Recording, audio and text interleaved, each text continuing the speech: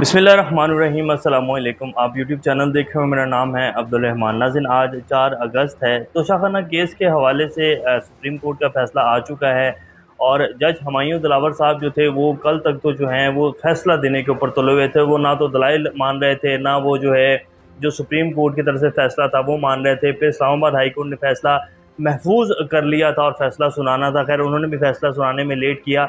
तो बहरहाल आज सुबह भी जब समाअत शुरू हुई तो जज हुमायूं दिलावर साहब जो हैं वो इलेक्शन कमीशन को कह रहे हैं कि जी आप दलाइल दें, आप जब उसका फैसला आएगा इस्लामाबाद हाई कोर्ट का तो देख लेंगे। तो इस केस के हवाले से सुप्रीम कोर्ट ने जो फैसला किया है, तकरीबन ये केस फाइनल हो चुका है। इसके हवाले से अहम डेवलपमेंट्स आपके सामने रखेंगे। फिर पाकिस्तान जी फॉर सेल हो चुका है। मिडल ईस्ट अखबार ने जो है खबर लगाई है, पाकिस्तान फॉर सेल।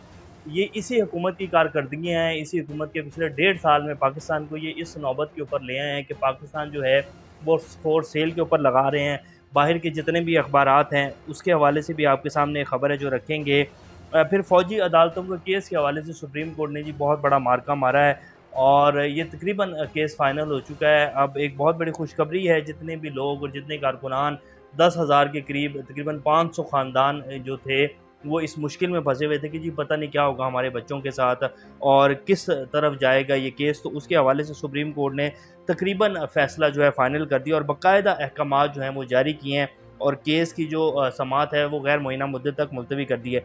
तो ये सारी अहम डेवलपमेंट्स आज आपके सामने रखेंगे। इससे पहले अगर आप लोगों ने चैनल को सब्सक्राइब नहीं किया तो रेड बटन को प्रेस कर लें और बेल आइकॉन को भी प्रेस कर लें ताकि लेटेस्ट अपडेट्स आप लोगों को मिलती रहें और ये जो हमारा ताल्लुक है ऐसे ही जुड़ा रहे। सबसे पहले जी तोशाखाना केस आपके सामने ही है। हमने आपके सामने तकरीबन तमाम जो दलाइल रिमार्क्स जो जो चलता रहा है, फिर जज हुमायूं दिलावर साहब के हवाले से जो उनकी फ़ेसबुक पोस्ट थी और फिर जो एफआईए ने रिपोर्ट दी कि जी हाँ ये अकाउंट तो इन्हीं का ही है, लेकिन पोस्ट जो हैं वो डिलीट हो चुकी हैं इस अकाउंट से।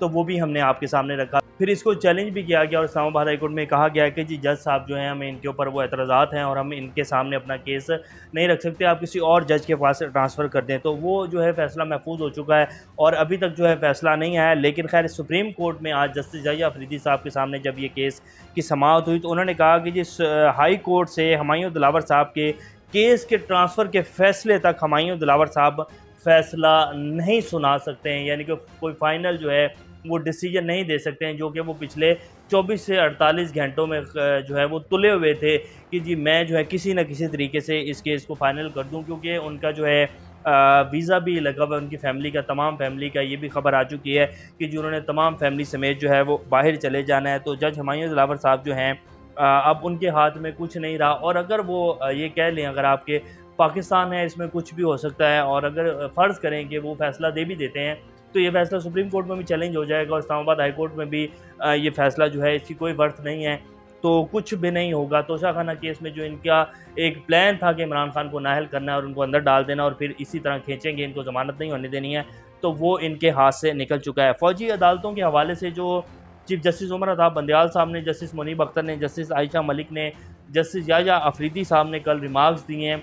क्या कमाल के रिमार्क्स दिए हैं। पहले तो ये लग रहा था कि शायद दबड़ घुसनी की जाएगी और हमारे चीफ जस्टिस साहब जो हैं उन्होंने ये कहा था कि जी हम तो फ़ैसला दे सकते हैं, हमारे पास छड़ी नहीं है और हम क्या कर सकते हैं। तो उन्होंने अपनी बेसिकली मजबूरी जो है वो बेबसी जो है वो ज़ाहिर की थी कि हम तो यही कर सकते हैं मैक्सिमम कि हम आइन के मुताबिक जो है फ़ैसले देते जाएँ, बाकी जिन्होंने फ़ैसले नाफिज़ करवाने हैं उनके पास छड़ी है वो जाने और फ़ैसले जाने। तो ये बहरहाल कहा गया था, लेकिन अब बड़ा ज़बरदस्त जो है फ़ैसला दिया गया है। सबसे पहले आपके सामने रिमार्क्स रखेंगे कि क्या रिमार्क्स दिए हैं जजेस हज़रात ने और अटॉर्नी जनरल साहब जो हैं वो कुछ नहीं कह सके, उनके पास कोई ठोस दलाइल ही नहीं है। किस तरह जो है इसको साबित करेंगे कि जी फ़ौजी अदालतें जो हैं वो आइन के तहत हैं और आइन में तरमीम तो हुई नहीं है, तो फिर कैसे आइन के तहत हो सकती हैं। सबसे पहले जो है जस्टिस मुनीब अख्तर साहब ने कहा कि सिविलियन का फ़ौजी अदालत में ट्रायल मतवाज़ी अदालती निज़ाम के मुतरादफ़ है, यानी कि एक नया निज़ाम जो है वो खड़ा किया जाएगा। कैसे हो सकता है, ये नहीं हो सकता। बुनियादी इंसानी हकूक़ मकनना की सवाबदीद पर नहीं छोड़े जा सकते। बुनियादी इंसानी हकूक़ का तसव्वुर यह है कि रियासत चाहे तो भी वापस नहीं ले सकती है। बुनियादी इंसानी हकूक़ की ज़मानत तो आईन पाकिस्तान जो है उसने दे रखी है। तो फिर ये कैसे हो सकता है? जब आइन में तरमीम नहीं की गई तो फ़ौजी अदालतों में ट्रायल कैसे हो सकता है? ये कानून ही नहीं है। फ़ौजी अदालतों में ट्रायल तो सिर्फ़ जो है फ़ौज के जो लोग हैं उनका होता है, या फिर जो दुश्मन पाकिस्तान है या दुश्मन पाक फ़ौज हैं उन लोगों का ट्रायल हो सकता है। फिर चीफ़ जस्टिस ने कहा कि कानून और आइन फोर्सेस में वाज़िया लिखा हुआ है कि ये कानून इन अफराद से मुतल्लिक है, आर्म्ड फोर्सेस के खिलाफ जंग करते हैं। जस्टिस याहिया अफरीदी ने कहा कि मैं तो यही समझा हूँ कि जो अटॉर्नी जनरल साहब ने अभी तक दलाइल दिए हैं कि मिलिट्री कोर्ट्स अदालत की कैटेगरी में आते ही नहीं है। तो ये जो है अटॉर्नी जनरल साहब अभी तक दलाइल दे सके हैं कि ये वाज़ेह ही नहीं हो सका, और ना ही वो ये साबित कर सके हैं कि जी मिलिट्री कोर्ट जो है वो आइन के मुताबिक है और उनमें सिविलियन का जो है वो ट्रायल हो सकता है। बाद अज़ां फिर जो है अदालत ने मिलिट्री कोर्ट्स की समात गैर आइनी मुद्दत तक मुलतवी कर दी और चीफ जस्टिस साहब ने यह हुक्मनामा जारी किया कि हम फौज का पाबंद करेंगे कि वो गैर आइनी इकदाम ना करे। मैं कभी नहीं चाहूँगा कि इस मुल्क की फ़ौज अपने शहरियों पर बंदूक उठाए। तो ये बाकायदा उस हुक्मनामे में जो है कहा गया है और उन्होंने पाबंद कर दिया है कि जी, और बाकायदा ये आर्मी चीफ की तरफ से भी यकीन दहानी करवाई गई है कि जी नहीं, बिल्कुल जो है जब तक इसका फैसला नहीं होता कोई फौजी ट्रायल और कोई जो है ट्रायल शुरू नहीं होगा। ये तो सिर्फ ये पीडीएम की हुकूमत की जो है दबड़ घुसुन्नी है, और ये चाह रहे हैं कि इमरान खान और उसकी जमात जो है और इसके जितने भी वर्कर्स हैं उनमें इतना खौफ जो है डाल दिया जाए कि लोग जो हैं वोट डालने ना निकले, और ये सारी की सारी जो तहरीक शुरू हुई है इसको कुचल दिया जाए। तो ये सिर्फ और बाकायदा ये एक साजिश के तहत ये सब कुछ जो है इस पीडीएम हुकूमत ने किया, और ख़ास तौर पर पीएमएलएन और नवाज शरीफ साहब की ईमा के ऊपर ये सब कुछ हुआ है कि अदारों को और इमरान खान को जो है वो आमने सामने खड़ा किया है, और इसमें काफ़ी हद तक ये काम किया हुआ है। लेकिन अब बहुत से लोगों की और हमारे मुक़्तदर हलकों की समेत इमरान खान साहब जो तमाम की आंखें खुल चुकी हैं कि ये असल साजिश थी क्या, और इसमें किस तरह जो है पीटीआई को और अदारों को जो है सामने आमने सामने जो है वो किया गया है। कौमी असम्बली जी 9 अगस्त को तहलील कर दी जाएगी, वज़ीर-ए-आज़म साहब ने कहा, और इसके साथ साथ उन्होंने तमाम अरकान असम्बली और जो सेनेटर्स हैं और उन सबको जो है बड़ा ज़बरदस्त एक इशाइया दिया है, बड़ा ज़बरदस्त खाना जो है वो वज़ीर-ए-आज़म हाउस में खिलाया गया है। ये जी इस टाइम की कुछ ताज़ा तरीन सूरत हाल है। अब आपके सामने जो अहम एक ख़बर है पाकिस्तान फॉर सेल के हवाले से वो रख देते हैं। Pakistan for sale as the UAE and Qatar make their moves, ये मिडल ईस्ट अखबार की जो है ख़बर लगी हुई है कल की, और उन्होंने कहा कि जी पाकिस्तान फॉर सेल है और इसको पूरी दुनिया इस खबर को छाप रही है। तो ये इनकी पिछली 1.5 साल की कारकर्दगी थी, पता नहीं क्या सोचकर जो है इस मुल्क के ऊपर मुसल्लत किया गया, तबाह करके रख दिया, इकॉनमी को भी, हर चीज़ को बर्बाद कर दिया इन्होंने। और अभी भी जो है ये समझा जा रहा है कि शायद शहबाज शरीफ साहब और ये जो हुकूमत है यही पाकिस्तान को जो है वो दिन दुगनी रात चुगनी तरक्की देंगे। पता नहीं क्या जो है वो प्लान है।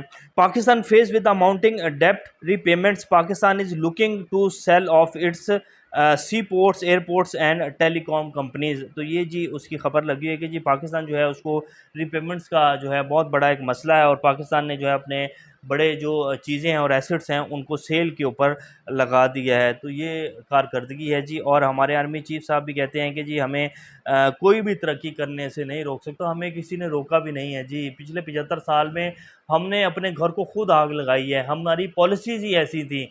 हम आज तक यही फ़ैसला नहीं कर सके कि इस मुल्क में इंसाफ का निज़ाम होगा, इस मुल्क में निज़ाम कौन-सा चलेगा, इस मुल्क में मार्शल लॉ लगेगा, या इस मुल्क में जमहूरियत आएगी, या इस मुल्क में सियासी इंजीनियरिंग जो है होगी या नहीं होगी।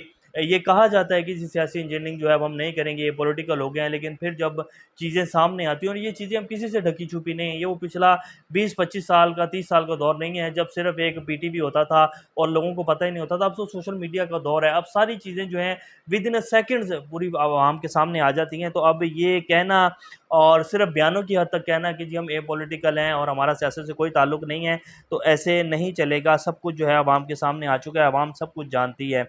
ऑफिशियल सीक्रेट एक्ट के ऊपर जी रज़ा रब्बानी साहब जो हैं, ये उनकी वीडियो भी आपकी स्क्रीन के ऊपर चल रही है, बहुत ज़्यादा सीख पाँव हैं और कह रहे हैं कि जी ये कैसे हो सकता है, बेनज़ीर भुट्टो शहीद और जो है मैं उस पार्टी का बंदा हूँ और मैं उनका साथी हूँ जिन्होंने शहादतें दी हैं इस मुल्क के लिए, इस मुल्क की आवाम की जो है आज़ादी के लिए। और ये जो अब ऑफिशियल सीक्रेट एक्ट पास किया गया है कौमी असम्बली में और इसको आगे भेज दिया गया, सदर साहब की अब सवाबदीद है, और सेनेट में अभी खैर ये फंसा हुआ है, सेनेट में भी इसको जो है क्लियर नहीं किया गया। तो वो कहते हैं ये कैसे हो गया है कि एजेंसीज जो हैं उनको इस हद तक जो है ड्रैकोनियन बेसिकली लॉ जो है ये पास किया गया है।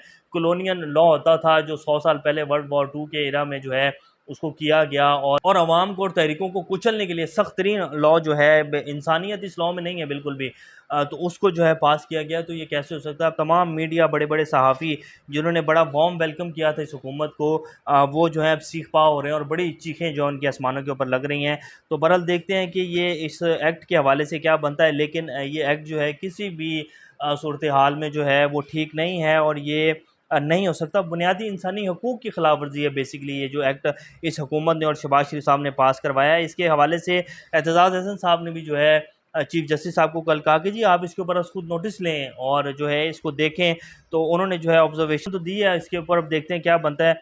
तो ये सूरत हाल है। इंशाल्लाह नेक्स्ट अपडेट से दोबारा आप लोगों के सामने हाज़िर होंगे। तब तक अपना और चैनल का ख्याल रखिएगा। अल्लाह हाफ़िज़।